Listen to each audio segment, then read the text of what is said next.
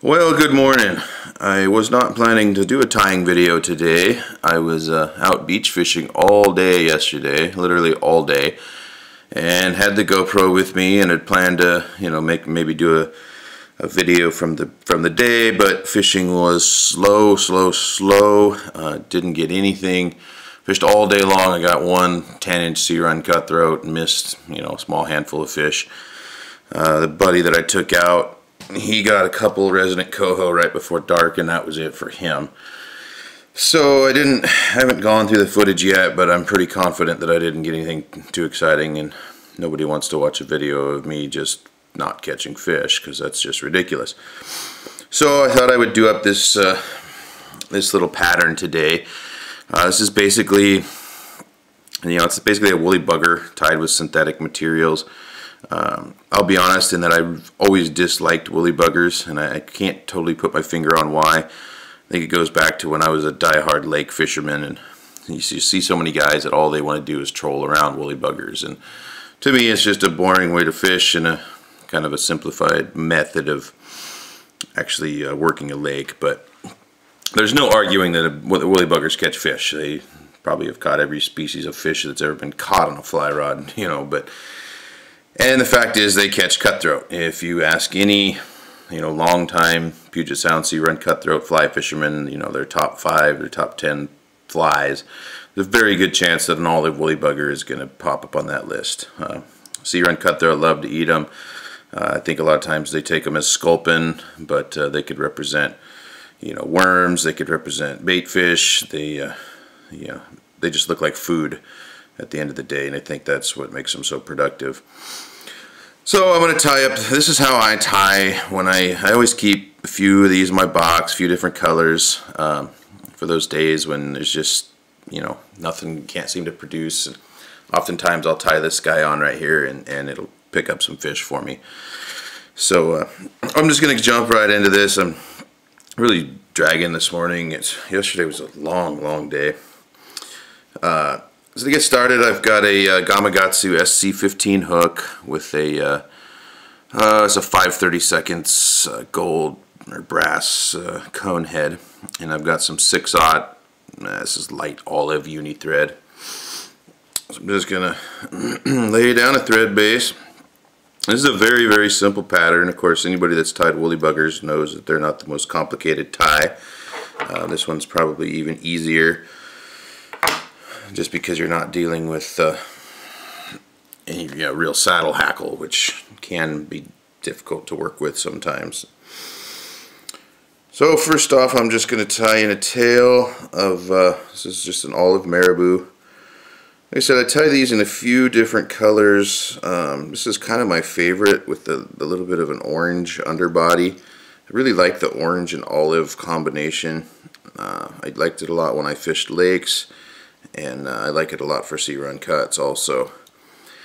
And there's not a ton of orange on this, but the way it's tied, it kind of shines through in the water, and it just gives it a little bit of a different look. I think it probably gives it a little bit more of a sculpin look with that lighter underbelly, but who knows what they actually think it is. All I know is that this will catch fish. So I'll tie the tail on like I usually do. I tie the marabou all the way up to shank to keep the body uniform. And again, like I almost always do, I'm just going to add a strand of UV pearl crystal flash. Tie it in on the near side and then fold it over. Tie it on the far side. Sometimes I'll use more than one strand, make these a little flashier, but this is sort of just my general how I tie these things. Next up, I'm adding some olive UV polar chenille. I'll tie that in at the back. I really like polar chenille. I use it on a lot of flies. I use it in place of hackle often.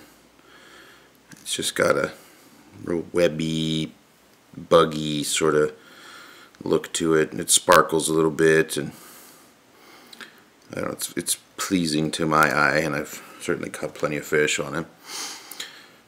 And then I'm also going to tie in at the same point some micro UV polar chenille, and this is the UV hot orange. You could use anything for this kind of underbody. You could use even like an orange diamond braid, or I've used Estaz before. Just because I'm tying this up more towards the cone, it's not for any real particular reason.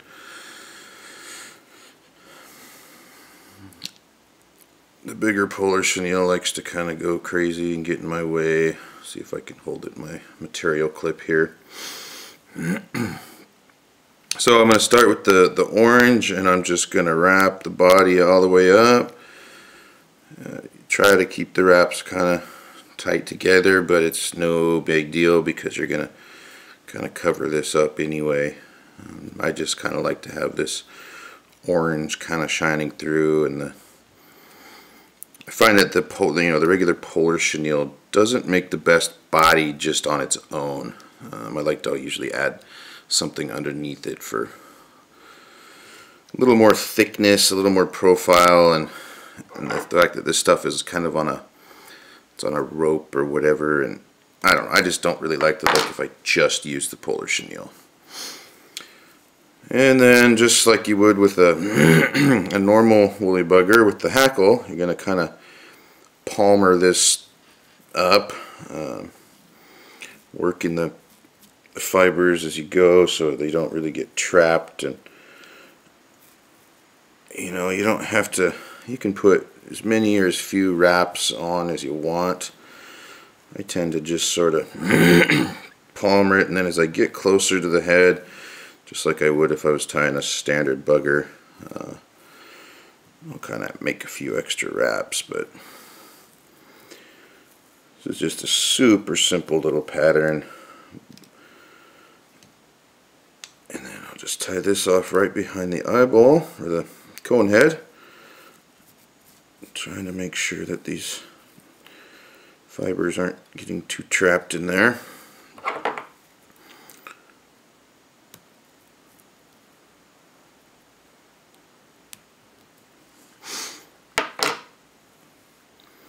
And I'll just kind of take and stroke them back and kind of make a few more wraps just to keep them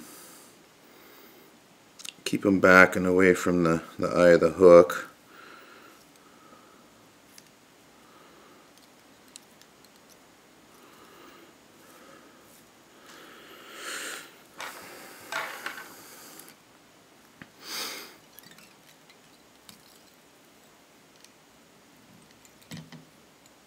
Do a quick whip finish.